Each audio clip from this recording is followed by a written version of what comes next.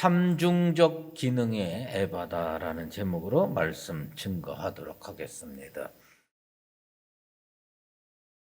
말씀 전하기 전에 오늘부터 제가 이거 마스크를 쓰고 설교를 합니다.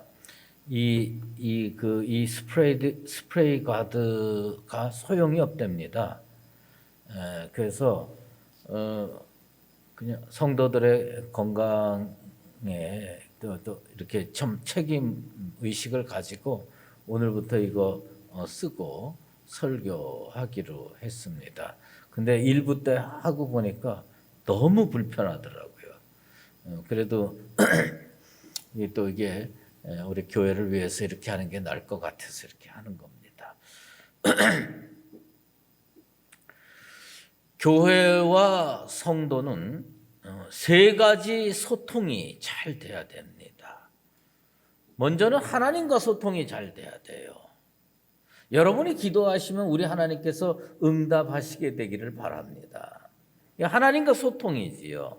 그 다음에 가족이나 가까운 이웃들과 소통이 잘 돼야 됩니다.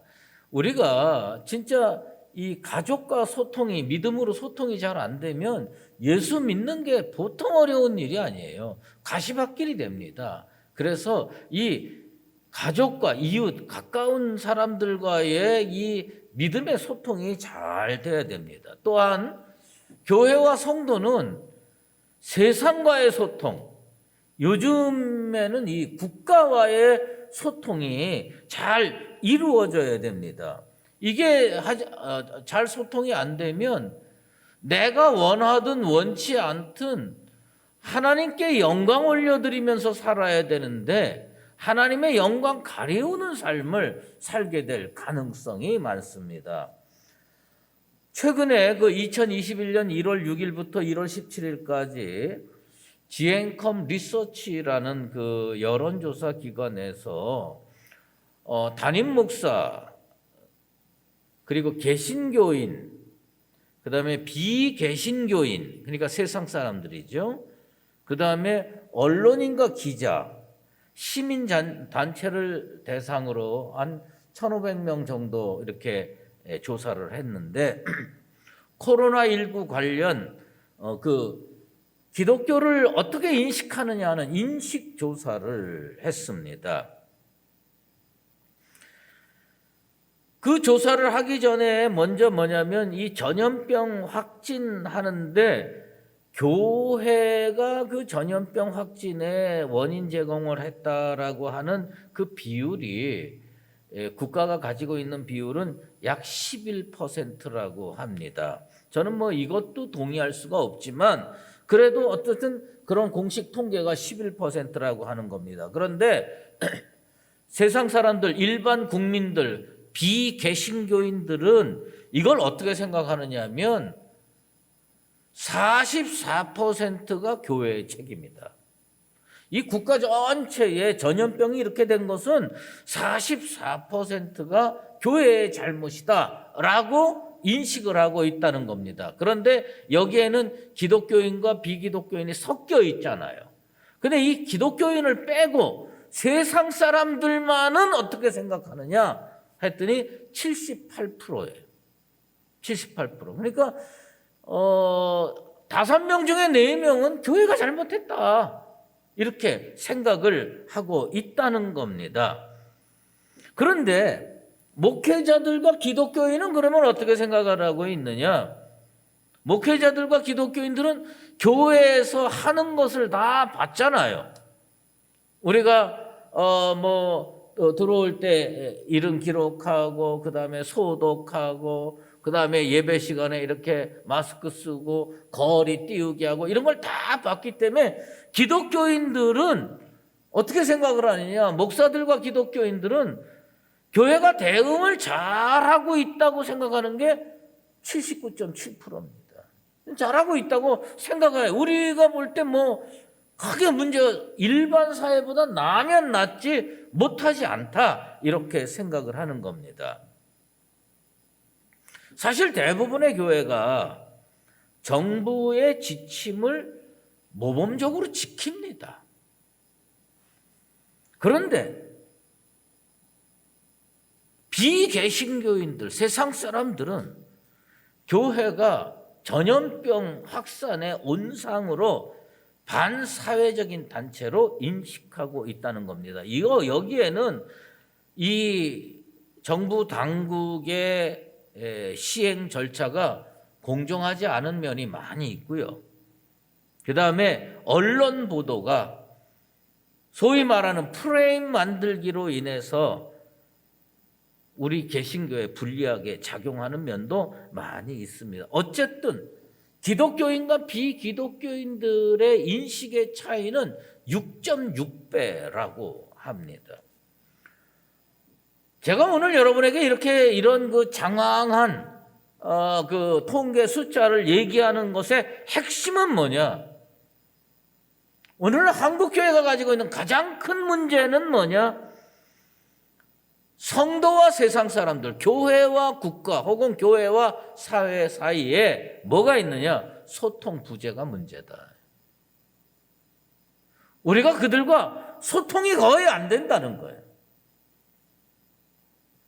오늘 우리는 이 말씀을 통해서 세 가지를 스스로에게 질문하고 생각해 봐야 됩니다. 나는 하나님과 소통이 잘 되는 사람인가? 이게 제일 중요하죠. 하나님과 내가 소통이 잘 되는가? 그 다음에 나는 가족들과 소통이 잘 되는가? 또 하나는 나는 세상과 소통이 잘 되는가?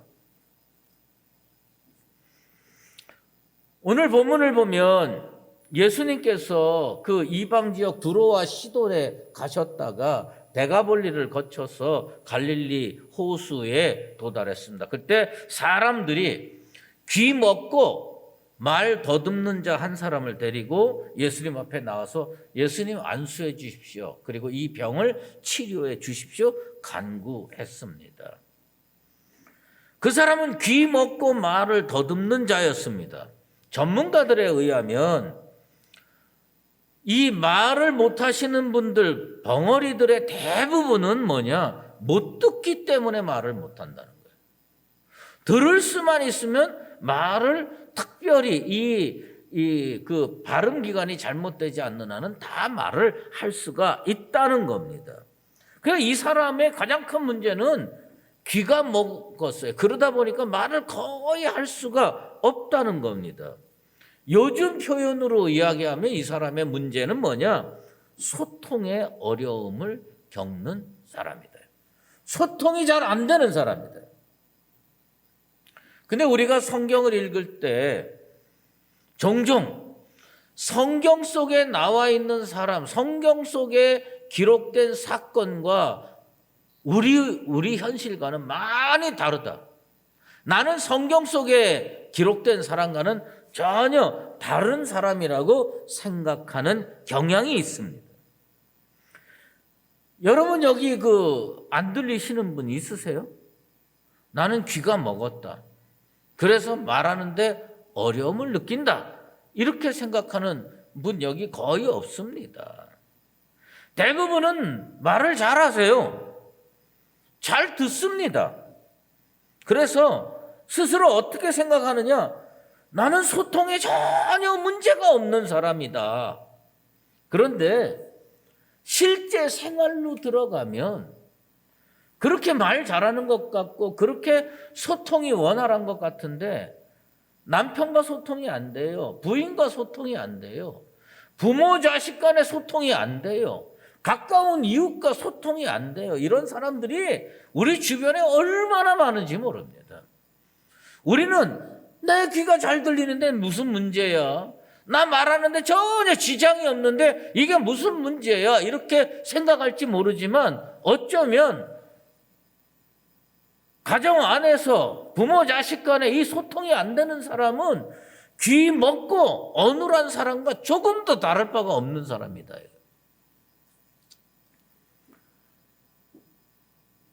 인터넷에 떠도는 이야기 하나를 오늘 가져옵니다, 제가. 왜냐하면 오늘 이 본문 말씀과 시사하는 점이 매우 커서 함께 나누기를 원해요. 70살이 넘은 노 부부가 이혼을 했습니다. 50년 이상 부부로 살았는데 뭐 때문에 이혼을 했느냐? 닭다리 때문에 이혼을 했어요. 참 기가 막히잖아요. 자식들 다 키워서 출가 보냈습니다. 그리고 할아버지하고 할머니 70대 이 노부부가 아파트에 둘만 사십니다. 어느 날 저녁도 하기 싫고 그러니까 통닭 한 마리를 저녁 식사 대용으로 시켰어요. 할아버지는 여느 때처럼 텔레비전 앞에 앉아 있어요.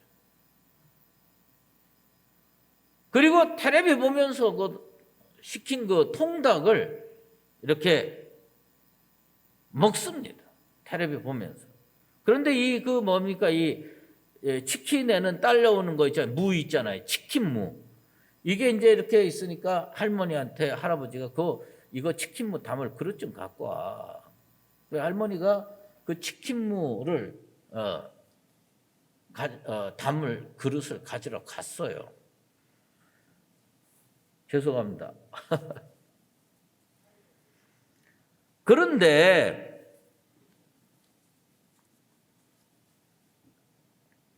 할머니가 아무 말 없이 주방에 가서 그릇을 가져왔는데 그 사이에 할아버지는 아무 생각 없이 연희 때처럼 닭다리를 열심히 뜯고 계십니다. 텔레비전 보면서. 할머니가 치킨무를 옮겨 담고 그 다음에 그 치킨 하는 상자를 이렇게 뒤적뒤적 하다가 뭔가를 찾다가 화가 나셨는지 자리에서 벌떡 일어나서 이렇게 얘기를 했습니다. 내가 당신 같은 인간과 50년을 살았다는 게 정말 한심해. 소리쳤습니다. 이 갑작스러운 고함 소리에 어안이 벙벙해진 할아버지가 아니 이 할망구가 도대체 무슨 말을 하는 거야? 이거 미친 거 아니야? 할아버지도 이에 질세라 맞대응을 합니다. 할머니는 당신은 평생 나에 대한 배려 없이 내 몫의 닭다리를 아무 생각 없이 뜯고 살았어. 이제 늙음막하게 닭다리 한쪽 내가 먹을 수 있도록 남겨두면 어디가 덧나지? 그러면서 할머니가 항변을 합니다. 할아버지는 기세에 눌릴 수가 없어서 이 할망구야, 닭다리가 그렇게 먹고 싶으면 한 마리 더 시키면 되는 거 아니야? 별것도 아닌 걸 가지고 왜 이렇게 난리를 치는 거야? 소리 지릅니다. 할머니는 요즘 말로 뚜껑이 열렸어요. 별거 아니라고? 당신한테 평생 내 목을 뺏기고 산 게 별거 아니라고? 할머니는 서름에 복받쳐서 눈물 쏟아내고 결국은 그 부부는 닭다리 때문에 이혼을 했습니다. 여러분 이게 닭다리 문제입니까? 저는 이거 닭다리 문제 아니라고 생각해요. 왜요? 소통과 배려가 없이 살다 보니까 이게 차곡차곡 쌓여가지고 그 닭다리 문제로 불거지고 터져버린 사건입니다. 닭다리 하나 더 먹겠다고 이혼한 거 아니죠. 소통의 부재, 아니 불통의 가정생활, 부부간에 이야기가 안 통해. 그런데 이게 어디 부부간의 문제입니까? 부모 자식 간에도 이런 문제가 있을 수 있고요. 성도들의 사회생활에도 이런 일이 있을 수가 있습니다. 오늘 예배에 오신 분 아니면 이 예배에서 가정에서 함께 예배 드리시는 가정들 오늘 저녁에 통닭 한 마리 시켜서 두 분이 한번 드셔보십시오. 통닭 한 마리 시켜서 드시면서 내 남편이 진짜 저런가? 제가 지금 손이 부들부들 떨리고 있습니다. 네. 내 남편이 과연 저런가? 이게 참 문제죠. 여러분 가정에 부부간의 소통에 문제가 없습니까? 하나님 앞에 큰 축복받은 겁니다. 여러분 가정에서 부모 자식 간에 신앙 문제건 정치 문제건 아니면 경제 문제건 부모 자식 간에 대화하는데 거리낌이 없이 대화가 잘 되십니까? 그 하나님의 한량없는 복을 받은 가정입니다. 여러분이 하나님께 기도할 때 하나님과 소통에 어려움이 없습니까? 하나님께서 잘 응답하십니까? 정말 여러분들은 특급 축복을 받은 겁니다. 나는 우리 교회 성도들이 하나님과 소통에 문제가 없고 가족 간의 소통에 문제가 없고 사회와의 소통에 문제가 없는 진정한 의미의 축복받은 인생, 축복받은 가정 되기를 주의 이름으로 축원합니다.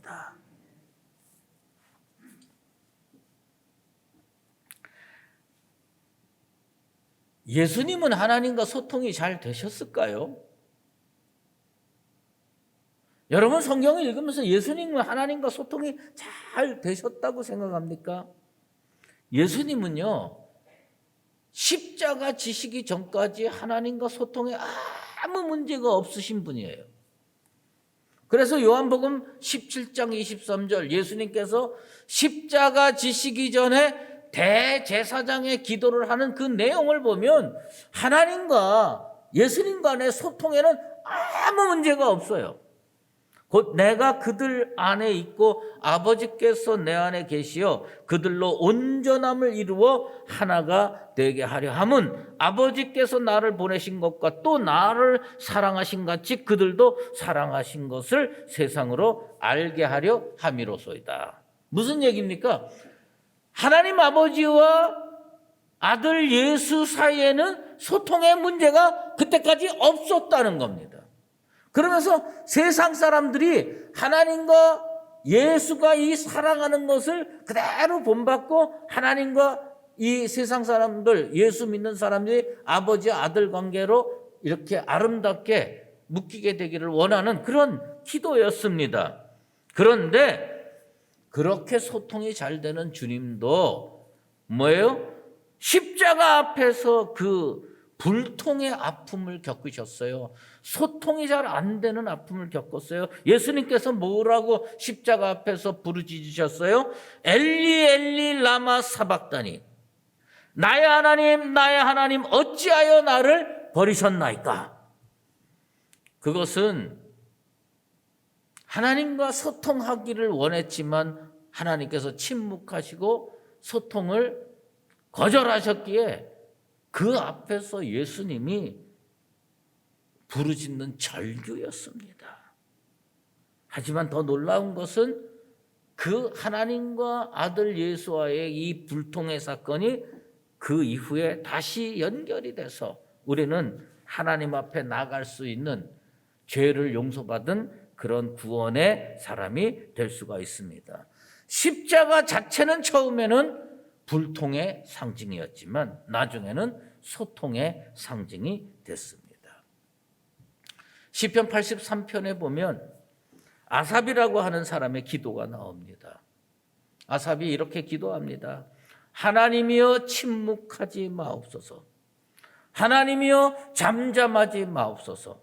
하나님이여 조용하지 마옵소서. 하나님께 간구했습니다. 이게 무슨 일이냐? 여호사밧 시대에 유다 주변에 10개국이 연합해서 유다를 침공했는데 아마 아삽이라는 사람이 하나님 우리나라를 지켜주십시오. 하나님 이스라엘 백성을 지켜주십시오. 기도했는데 하나님이 아무 응답을 하지 않는 거예요. 그 10개국이 포위해가지고 못 살게 그는 거예요. 그때 그 하나님과 불통으로 인해서 너무너무 가슴이 답답해서 하나님께 아삽이 뭐라고 기도했습니까? 하나님이여 침묵하지 마옵소서. 잠잠하지 마옵소서. 조용히 하지 마옵소서. 하나님의 침묵, 하나님의 무응답, 이건요 진짜 인간이 너무너무 견디기 어려운 아픔입니다. 119 긴급 도고를 하면서 진짜 만감이 교차될 때가 많습니다.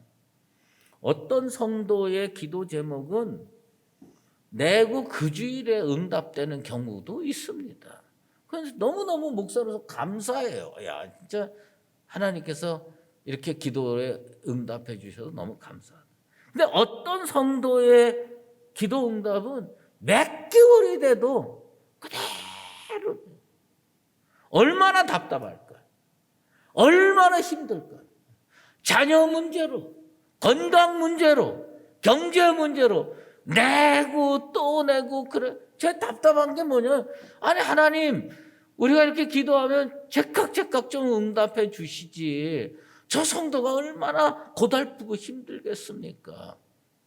이게 하나님과 응답이 안 되면요 아주 죽을 지경입니다.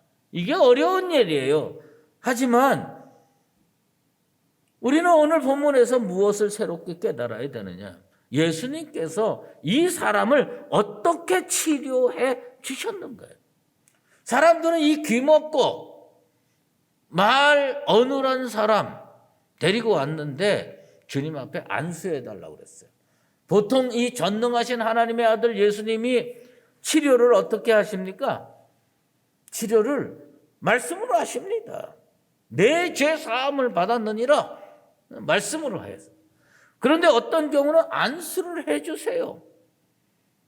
이렇게 간단하게 하실 수 있죠. 전능하신 분인데. 그런데 예수님은 이 사람은요 매우 특별하게 치료했어요. 먼저 뭐예요? 그 사람을 따로 데리고 갑니다.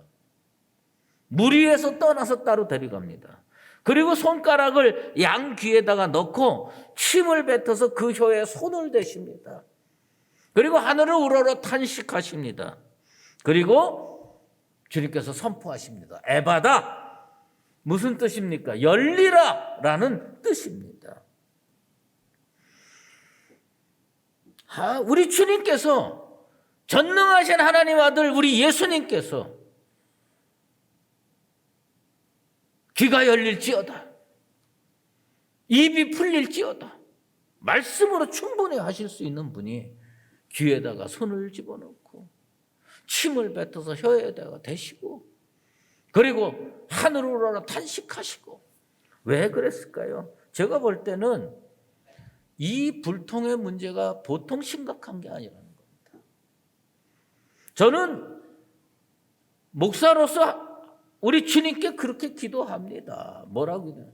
지금 한국 교회는 귀먹고 어눌한 자보다 더 불통의 문제로 고통당하고 있습니다.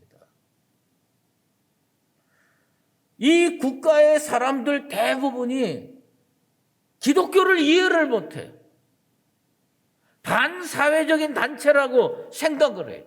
그게 얼마나 답답합니까? 우리는 나름대로 최선을 다해서 방역하고 그리고 법규를 지키고 애를 쓰고 있는데 이 모든 전염병의 책임이 마치 기독교에 있는 것처럼 세상 사람들은 생각을 하고 있습니다. 그 이유가 뭘까요? 우리가 그동안 세상과 너무 소통을 할 줄 몰랐어요.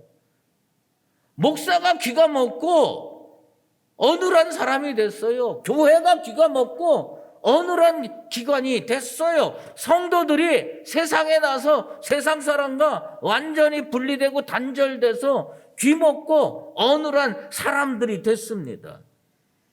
여러분, 국가와 불통하고 이웃과 소통이 되지 않는 게 얼마나 큰 아픔입니까? 그런데 예수님께서 그를 그렇게 분리해서 데려다가 귀하고 침해서 혀에다 대고 하늘으로 탄식하시고 치료해 주셨어요. 이 특별한 과정이 오늘날 한국교회 그리고 목사들 그리고 성도들에게 그대로 이루어지게 되기를 주의 이름으로 축원합니다. 하나님이 치료해 주셔야 돼. 예수님이 교회를 치료해 주시고 예수님이 성도들을 치료해 주셔서 성도들 개개인이 남편과 소통에 문제가 없고 부모 자식 간에 소통에 문제가 없고 사회생활에 소통에 문제가 없고 교회도 마찬가지입니다. 하나님과 소통에 문제가 없고 그리고 가까운 이웃들과 소통에 문제가 없고 국가나 사회와 소통에 문제가 없는 완전히 혀가 풀리고 귀가 열리는 능력의 역사가 반드시 일어나야 할 줄로 믿습니다. 그렇게 치료해 줬는데 그 치료받은 귀먹고 말이 어눌한 사람에 대한 세상의 평가가 어떻게 변했는지, 사실은 예수님에 대해서요, 그 당시 세상은 참 평가가 박했어요. 뭐 예수님에 대해서 험담은 많이 하고 예수님에 대해서 비판은 많이 하지만 예수님이 잘했다, 하나님이 잘하셨다, 이런 평가 거의 없었는데 오늘 그 본문에 보면 36절 37절에 보면 이런 게 있어요. 그가 모든 것을 잘하였도다. 그 갈릴리 사람들이 뭐라고 평가를 했느냐? 예수님이 잘했다는 거예요. 하나님이 잘했다는 거예요. 여러분, 내가 성도와 소통을 못하면 하나님이 욕을 먹어요. 성도가 사회와 소통을 제대로 못하면 예수님이 욕을 먹어요. 그런데 우리 주님의 치유를 받아가지고 가족과 소통이 잘 되고 이 세상과 소통이 잘 되면 물론 나도 박수 받겠지만 하나님이 영광을 받으시고 예수님이 세상 사람으로부터 인정받고 칭찬을 받으시는 거예요. 뭐예요? 갈릴리 사람들이 다른 사람 치료해 줄 때는 그런 말 안 했어요. 그런데 이 불통할 수밖에 없는 연약한 사람, 귀 먹고 말 어눌한 이 사람을 치료해 주니까 그들과 소통이 됐잖아요. 이 사람 사정이 이랬구나. 이 사람 마음이 이랬구나. 그리고 그 갈릴리 사람들이 예수님에 대해서 그가 잘하였도다. 오늘 우리 교회가 그렇게 나쁜 존재입니까? 예수님이 틀린 분입니까? 하나님이 손가락질받아 마땅하신 하나님입니까?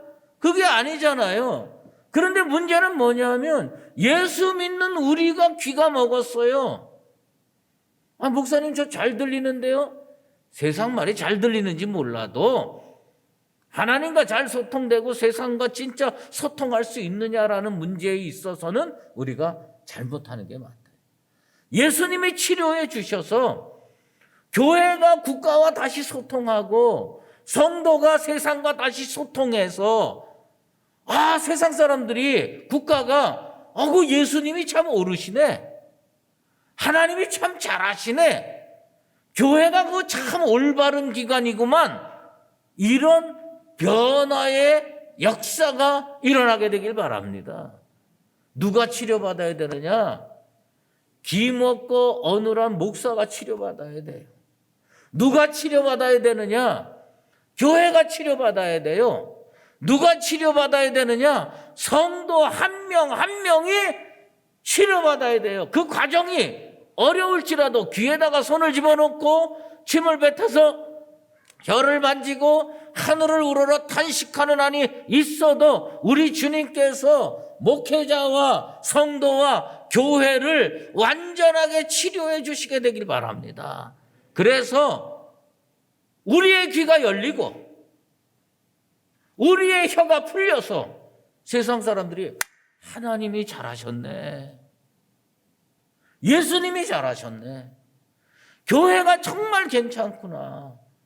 그래서 손에 들었던 돌을 내려놓고 내가 진짜 교회 가서 그 은혜를 받아야 되겠다, 예수를 믿어야 되겠다, 이런 다시 구원과 전도의 역사가 불같이 일어나는 그런 일이 벌어지게 되기를 바랍니다. 여러분 소통이 잘 되십니까? 집에 가서 오늘 남편과 얘기해 보시고요, 부인과 얘기해 보시고 부모 자식 간에 얘기를 한번 해보세요. 대화를 나눠보세요. 소통을 한번 해보세요. 하나님께 기도해 보세요. 나는 하나님과 소통이 잘 되나? 나는 가족 간의 소통이 잘 되나?